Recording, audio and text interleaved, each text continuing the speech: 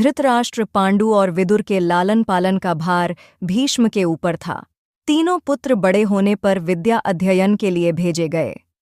धृतराष्ट्र बल विद्या में, पांडु धनुर्विद्या में तथा विदुर धर्म और नीति में निपुण हुए। युवा होने पर धृतराष्ट्र अंधे होने के कारण राज्य के उत्तराधिकारी न बन सके। विदुर दासी पुत्र थे, इसलिए पांडु को ही हस्तिनापुर का राजा घोषित किया गया। भीष्म ने धृतराष्ट्र का विवाह गांधार की राजकुमारी गांधारी से कर दिया। गांधारी को जब झांत हुआ कि उसका पति अंधा है तो उसने स्वयं अपनी आंखों पर पट्टी बांध ली। उन्हीं दिनों यदुवंशी राजा शूरसेन की पोषित कन्या कुंती जब सयानी हुई तो पिता ने उसे घर आए हुए महात्माओं के सेवा में लगा दिया। पिता के अतिथिगृह में जितने भी साधु महात्मा, आर्षि मुनि आदि आते, कुंती उनकी सेवा मन लगाकर किया करती थी। एक बार वहां दुर्वासा अर्षि आ पहुंचे। कुंती ने उनकी भी मन लगाकर सेवा की। कुंती की सेवा से प्रसन्न होकर दुर्वासा ऋषि ने कहा, पुत्री, मैं तुम्हारी सेवा से अत्यंत प्रसन्न हुआ हूँ, अतः तुझे एक ऐसा मंत्र देता हूँ जिसके प्रयोग से तू जिस देवता का स्मरण करेगी वह तत्काल तेरे समक्ष प्रकट होकर तेरी मनोकामना पूर्ण करेगा।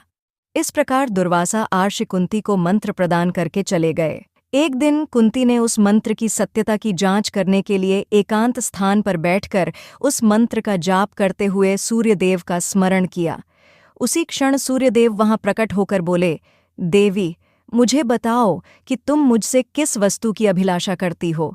मैं तुम्हारी अभिलाषा अवश्य पूर्ण करूंगा।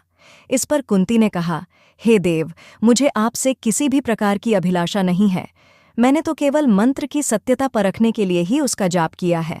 कुंती के इन वचनों को सुनकर सूर्यदेव बोले, हे कुंती, मेरा आना व्यर्थ नहीं जा सकता। मैं तुम्हें एक अत्यंत पराक्रमी तथा दानशील पुत्र प्रदान करता हूँ। इतना कहकर सूर्यदेव अंतर्ध्यान हो गए। कुंती ने लज्जावश यह बात किसी से नहीं कह सकी। समय आने पर उसके गर्भ से कवच कुंडल धारण किए हुए एक पुत्र उत्पन्न हुआ। कुंती ने उसे एक मंजूषा में रखकर रात्रि बेला में गंगा में बहा दिया। वह बालक बहता हुआ उस स्थान पर पहुंचा जहां पर धृतराष्ट्र का सारथी अधिरथ अपने अश्व को गंगा नदी में जल पिला रहा था। उसकी दृष्टि कवच कुंडलधारी शिशु पर पड़ी। अधिरथ निःसंतान था, इसलिए उसने बालक को अपने छाती से लगा लिया और घर ले जाकर उसे अपने पुत्र के जैसा पालने लगा। उस बालक के कान अति सुंदर थे, इसलिए उसका नाम कर्ण रखा गया। कर्ण गंगा जी में बहता हुआ जा रहा था कि महाराज धृतराष्ट्र के सारथी अधिरथ और उनकी पत्नी राधा ने उसे देखा और उसे गोद ले लिया और उसका लालन पालन करने लगे। कुमार अवस्था से ही कर्ण की रुचि अपने पिता अधिरथ के समान रथ चलाने की बजाय युद्ध कला में अधिक थी। कर्ण और उसके पिता अधिरथ आचार्य द्रोण से मिले, जो कि उस समय युद्ध कला के सर्वश्रेष्ठ आचार्यों में से एक थे। द्रोणाचार्य उस समय कुरु राजकुमारों को शिक्षा दिया करते थे। उन्होंने कर्ण को शिक्षा देने से मना कर दिया, क्योंकि कर्ण एक सारथी पुत्र था और द्रोण केवल क्षत्रियों को ही शिक्षा दिया करते थे। द्रोणाचार्य की असम्मति के उपरांत कर्ण ने परशुराम से संपर्क किया, जो कि केवल ब्राह्मणों को ही शिक्षा दिया करते थे। कर्ण ने स्वयं को ब्राह्मण बताकर परशुराम से शिक्षा का आग्रह किया। परशुराम ने कर्ण का आग्रह स्वीकार किया और कर्ण को अपने समान ही युद्ध कला और धनुर्विद्या में निष्णात किया। कर्ण को उसके गुरु परशुराम और पृथ्वी माता से श्राप मिला था। कर्ण की शिक्षा अपने अंतिम चरण पर थी। एक दोपहर की बात है, गुरु परशुराम कर्ण की जंघा पर सिर रखकर विश्राम कर रहे थे। कुछ देर बाद कहीं से एक बिच्छू आया और उसकी दूसरी जंघा पर काटकर घाव बनाने लगा। गुरु का विश्राम भंग न हो, इसलिए कर्ण बिच्छू को दूर न हटाकर उसके डंक को सहता रहा। कुछ देर में गुरुजी की निद्रा टूटी और उन्होंने देखा कि कर्ण की जांघ से बहुत रक्त बह रहा है। उन्होंने कहा कि केवल किसी क्षत्रिय में ही इतनी सहनशीलता हो सकती है कि वह बिच्छू डंक को सह ले, न कि किसी ब्राह्मण में। और परशुराम जी ने उसे मिथ्या भाषण के कारण श्राप दिया कि जब भी कर्ण को उनकी दी हुई शिक्षा की सर्वाधिक आवश्यकता होगी, उस दिन वह उसके काम नहीं आएगी। कर्ण, जो कि स्वयं ये नहीं जानता था कि वह किस वंश से है, ने अपने गुरु से क्षमा मांगी और कहा कि उसके स्थान पर यदि कोई और शिष्य भी होता तो वो भी यही करता। यद्यपि कर्ण को क्रोधवश श्राप देने पर उन्हें ग्लानि हुई, पर वे अपना श्राप वापस नहीं ले सकते थे। तब उन्होंने कर्ण को अपना विजय नामक धनुष प्रदान किया और उसे ये आशीर्वाद दिया कि उसे वह वस्तु मिलेगी जिसे वह सर्वाधिक चाहता है, अमिट प्रसिद्ध। कुछ लोक कथाओं में माना जाता है कि बिच्छू के रूप में स्वयं इंद्र थे, जो उसकी वास्तविक क्षत्रिय पहचान को उजागर करना चाहते थे। परशुराम जी के आश्रम से जाने के पश्चात कर्ण कुछ समय तक भटकता रहा। इस दौरान वह शब्दभेदी विद्या सीख रहा था।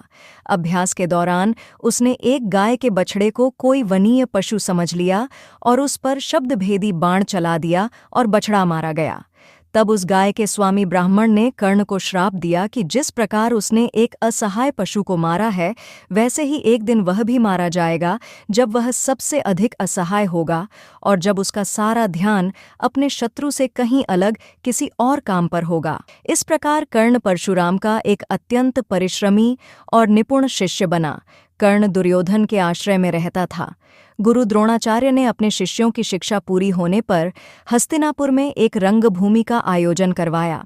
रंगभूमि में अर्जुन विशेष धनुर्विद्या युक्त शिष्य प्रमाणित हुआ।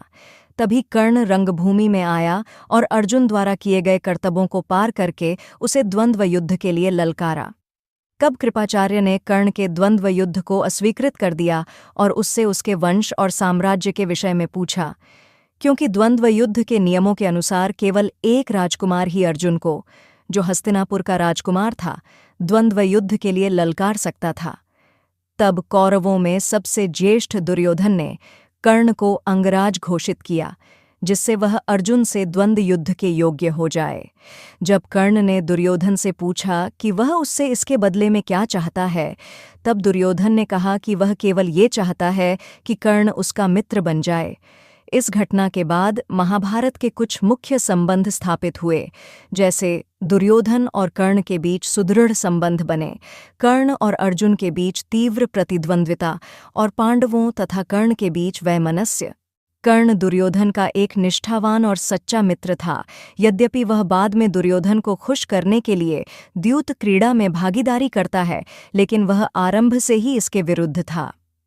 कर्ण शकुनी को पसंद नहीं करता था और सदैव दुर्योधन को यही परामर्श देता कि वह अपने शत्रुओं को परास्त करने के लिए अपने युद्ध कौशल और बाहुबल का प्रयोग करे, न कि कुटिल चालों का। जब लाक्षागृह में पांडवों को मारने का प्रयास विफल हो जाता है, तब कर्ण दुर्योधन को उसकी कायरता के लिए डांटता है और कहता है कि कायरों की सभी चालें विफल ही होती हैं, और उसे समझाता है कि उसे एक योद्धा के समान कार्य करना चाहिए और उसे जो कुछ भी प्राप्त करना है, उसे अपनी वीरता द्वारा प्राप्त करे। चित्रांगद की राजकुमारी से विवाह करने में भी कर्ण ने दुर्योधन की सहायता की थी। अपने स्वयंवर में उसने दुर्योधन को अस्वीकार कर दिया और तब दुर्योधन उसे बलपूर्वक उठाकर ले गया। तब वहां उपस्थित अन्य राजाओं ने उसका पीछा किया, लेकिन कर्ण ने अकेले ही उन सबको परास्त कर दिया। परास्त राजाओं में जरासंध, शिशुपाल, दंतवक्र, साल्व और रुक्मी इत्यादि थे।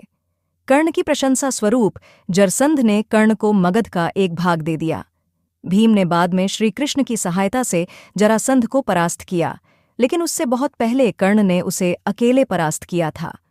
कर्ण ही ने जरासंध की इस दुर्बलता को उजागर किया था कि उसकी मृत्यु केवल उसके धड़ को पैरों से चीरकर 2 टुकड़ों में बांटकर हो सकती है,